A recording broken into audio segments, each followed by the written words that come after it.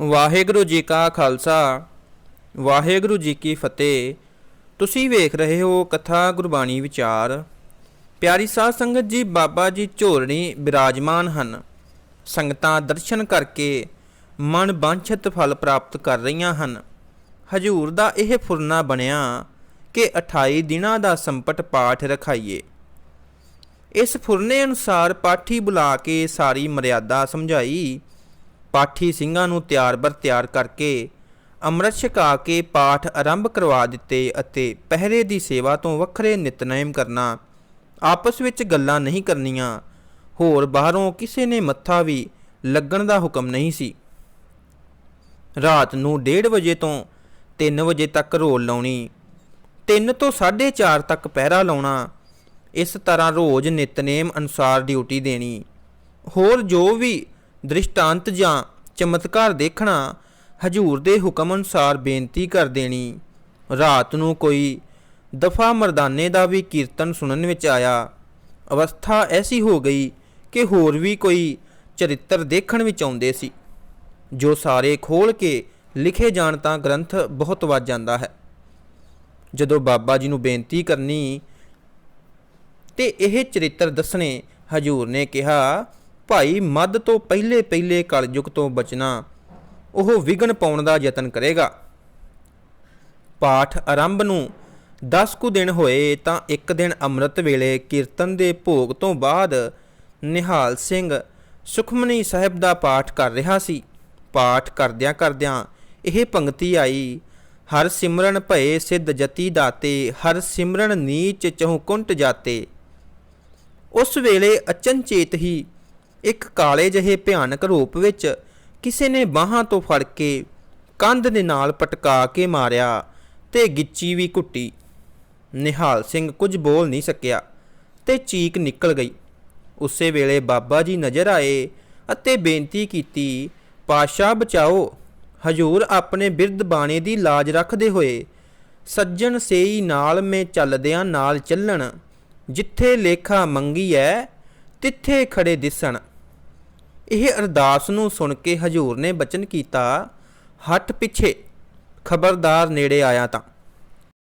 ਕਲਯੁਗ ਝੋਟੇ ਦੇ ਰੂਪ ਵਿੱਚ ਬਾਬਾ ਜੀ ਪਰ ਵੀ ਹਮਲਾ ਕਰਨਾ ਚਾਹੁੰਦਾ ਸੀ, ਪਰ ਬਾਬਾ ਜੀ ਨੇ ਦੇਖਿਆ ਕਿ ਗੱਲਾਂ ਬਾਤਾਂ ਨਾਲ ਨਹੀਂ ਹਟਦਾ।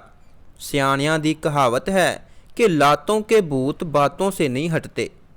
ਤਾਂ ਉਸੇ ਵਕਤ ਬਾਬਾ ਜੀ ਨੇ ਬੱਬਰ ਸ਼ੇਰ ਦਾ ਰੂਪ ਧਾਰਨ ਕਰਕੇ ਝੋਟੇ ਨੂੰ ਦਿਖਾਈ ਦਿੱਤੀ। ਇਹ ਕੁਝ ਨਿਹਾਲ ਸਿੰਘ ਬੇਸੁਰਤੀ ਵਿੱਚ ਦੇਖ ਰਿਹਾ ਸੀ।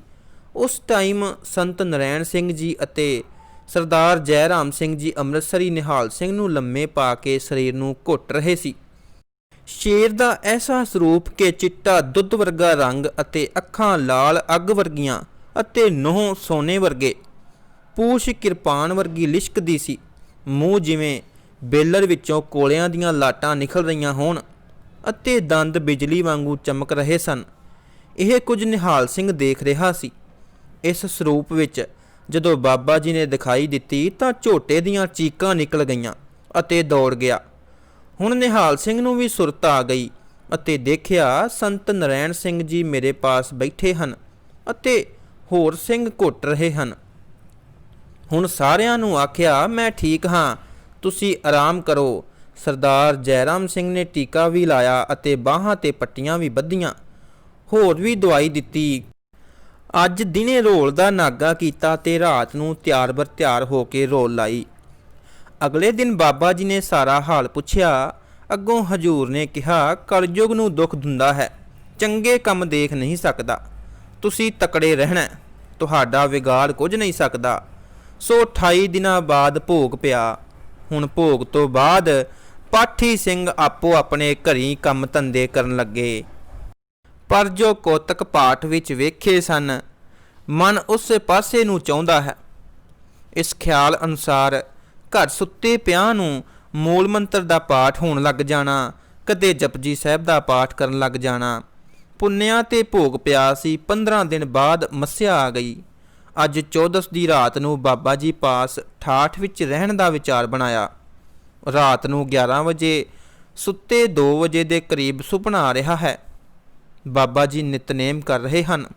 ਇੱਕ ਹਿੰਦੂ ਜਾਮੇ ਵਿੱਚ ਵੱਡੀ ਸਾਰੀ ਪੱਗ ਬੱਧੀ ਹੈ, ਧੋਤੀ ਦੀ ਲਾਮ ਵੀ ਮਾਰੀ ਹੋਈ ਹੈ, ਗੋਰੇ ਰੰਗ ਦਾ, ਚੜ੍ਹਦੀ ਜਵਾਨੀ, ਹੱਥ ਵਿੱਚ ਲਾਲ ਤਕਰੀਬਨ ਪਾਈਆਂ ਪੱਕੇ ਦਾ। ਇਤਨਾ ਜਗ ਰਿਹਾ ਹੈ ਜਿਵੇਂ ਗੈਸ ਦੀ ਰੋਸ਼ਨੀ ਹੋਵੇ।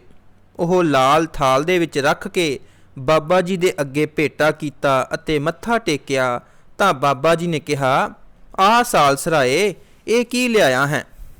ਇਹ ਬਚਨ ਸੁਣ ਕੇ ਸਾਲਸ ਹੈਰਾਨ ਹੋ ਕੇ ਇਹ ਦੇਖ ਰਿਹਾ ਹੈ ਕਿ ਬਾਬਾ ਜੀ ਦੇ ਚਿਹਰੇ ਤੋਂ ਇਸ ਲਾਲ ਨਾਲੋਂ ਵੀ 1000 ਗੁਣਾ ਪ੍ਰਕਾਸ਼ ਜ਼ਿਆਦਾ ਹੋ ਰਿਹਾ ਹੈ। ਇਹ ਕੁਝ ਤੱਕ ਕੇ ਸਾਲਸਰਾਏ ਦੀਆਂ ਅੱਖਾਂ ਝੁੰਦੀਆਂ ਗਈਆਂ। ਹਜੂਰ ਨੇ ਆਪਣੇ ਮੁਬਾਰਕ ਹੱਥਾਂ ਨਾਲ ਲਾਲ ਸਾਲਸ ਦੇ ਅੱਗੇ ਰੱਖ ਕੇ ਕਿਹਾ, ਸਾਲਸ, ਇਸ ਲਾਲ ਦੀ ਪਰਖ ਕਰ ਤੇ ਨਾਲੇ ਪੰਗਤੀ ਉਚਾਰਨ ਕੀਤੀ। ਸੁਣ ਸਾਲਸ ਜਵਾਹਰੀ, ਤੂੰ ਆਪਣਾ ਲਾਲ ਪਛਾਣ, ਝੂਠੇ ਲਾਲ ਨਾ ਗੰਢ ਬੰਨ, ਆਪਣਾ ਸਾਹ ਸਿਵਾਵ। ਹੁਣ ਸਾਲਸ ਕਦੇ ਲਾਲ ਵੱਲ ਤੱਕਦਾ ਹੈ, ਕਦੇ ਬਾਬਾ ਜੀ ਵੱਲ ਤੱਕ ਰਿਹਾ ਹੈ। ਸਾਲਸ ਰਹਿ ਨਾ ਸਕਿਆ ਤੇ ਕਿਹਾ, ਲਾਲ ਲਾਲ ਕੇ ਲਾਲ ਤੂੰ ਹੀ ਲਾਲ। ਭਾਵ ਇਸ ਲਾਲ ਦਾ ਤੇ ਬਾਬਾ ਜੀ ਦਾ ਕੋਈ ਫਰਕ ਨਹੀਂ। ਹੁਣ ਬਾਬਾ ਜੀ, ਸਾਲਸ ਨੇ ਨਿਮਰਤਾ ਸਹਿਤ ਉਪਮਾ ਕੀਤੀ। ਹਜੂਰ ਨੇ ਸੁਖ ਆਨੰਦ ਪੁੱਛੀ ਅਤੇ ਪ੍ਰਸ਼ਾਦ ਦੇ ਕੇ ਵਿਦਾ ਕੀਤਾ। ਇਹ ਕੌਤਕ ਨਿਹਾਲ ਸਿੰਘ ਜਾਗਰਤ ਸੁਪਨੇ ਵਿੱਚ ਦੇਖ ਰਿਹਾ ਹੈ। ਅੱਖ ਖੁੱਲੀ, ਬੜਾ ਹੈਰਾਨ ਹੋਇਆ। ਇਹ ਸੁਪਨਾ ਹੈ? ਨਹੀਂ ਨਹੀਂ, ਇਹ ਤਾਂ ਸੱਚਮੁੱਚ ਹੈ। ਇਸ਼ਨਾਨ ਕੀਤਾ, ਕੀਰਤਨ ਦਾ ਸਮਾਂ ਹੋ ਗਿਆ। ਭਾਈ ਸਾਹਿਬ ਭਾਈ ਕੇਰ ਸਿੰਘ ਜੀ ਹੈੱਡ ਹਜੂਰੀ ਰਾਗੀ ਜੀ ਨੇ ਕੀਰਤਨ ਆਰੰਭ ਕਰ ਦਿੱਤਾ। ਦਿਨ ਚੜ੍ਹੇ ਸਮਾਪਤੀ ਹੋਈ। ਮੱਸਿਆ ਦਾ ਦੀਵਾਨ ਸੰਗਤਾਂ ਨਾਲ ਗਹਿਮਾ ਗਹਿਮ ਭਰਪੂਰ ਹੋਇਆ। ਸ਼ਾਮ ਨੂੰ ਸੰਗਤਾਂ ਆਪੋ ਆਪਣੇ ਅਸਥਾਨਾਂ 'ਤੇ ਚਲੀਆਂ ਗਈਆਂ। ਰਾਤ ਨੂੰ ਬਾਬਾ ਜੀ ਦੇ ਪਾਸ ਦਰਸ਼ਨ ਕਰਨ ਦਾ ਮੌਕਾ ਮਿਲਿਆ ਤਾਂ ਨਿਹਾਲ ਸਿੰਘ ਨੇ ਵੀ ਹਜੂਰ ਨੂੰ ਮੱਥਾ ਟੇਕਿਆ। ਜਦੋਂ ਸਿਰ ਚੁੱਕਿਆ ਤਾਂ ਬਾਬਾ ਜੀ ਨੇ ਮੁਬਾਰਕ ਰਸਨਾ ਤੋਂ ਫਰਮਾਇਆ, ਆ ਭਾਈ ਸਾਲਸਰਾਏ ਜਵਾਹਰੀ ਹੈ। ਇਹ ਸੁਣ ਕੇ ਨਿਹਾਲ ਸਿੰਘ ਬੜਾ ਅਚਰਜ ਹੋਇਆ ਅਤੇ ਬੇਨਤੀ ਕੀਤੀ, ਪਾਤਸ਼ਾਹ, ਮੈਂ ਤਾਂ ਸਾਲਸਰਾਏ ਦੇ ਪੈਰਾਂ ਵਰਗਾ ਵੀ ਨਹੀਂ ਹਾਂ।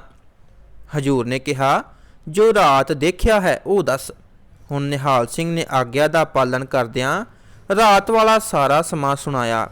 ਅੱਗੋਂ ਬਾਬਾ ਜੀ ਨੇ ਵਰ ਦਿੰਦਿਆਂ ਕਿਹਾ, ਸਾਲਸਰਾਏ ਹੁਣ ਵੀ ਹਾਜ਼ਰ ਹੈ, ਉਹ ਕਿਤੇ ਗਿਆ ਤਾਂ ਨਹੀਂ। ਇਸ ਰਮਜ ਨੂੰ ਬਾਬਾ ਜੀ ਵੀ ਜਾਣਨ। ਹੋਰ ਬਚਨ ਕੁਝ ਚਿਰ ਕਰਕੇ ਆਗਿਆ ਦੇ ਦਿੱਤੀ। ਤਿਵੇਂ ਹੀ ਇਹ ਬਚਨ ਬੀਜ ਮਾਤਰ ਸਰੀਰ ਰੂਪੀ ਧਰਤੀ ਵਿੱਚ ਵਧਣ ਫੁੱਲਣ ਲੱਗਿਆ। ਹੁਣ ਬਾਬਾ ਜੀ ਕੁਝ ਸਮੇਂ ਬਾਅਦ ਨਾਨਕਸਰ ਕਲੇਰੀ ਪੁੱਜੇ। ਸੰਗਤਾਂ ਇੱਥੇ ਹੁੰਮ ਹਮਾ ਕੇ ਆਉਣ ਲੱਗੀਆਂ। ਵਾਹਿਗੁਰੂ ਜੀ ਕਾ ਖਾਲਸਾ, ਵਾਹਿਗੁਰੂ ਜੀ ਕੀ ਫਤਿਹ।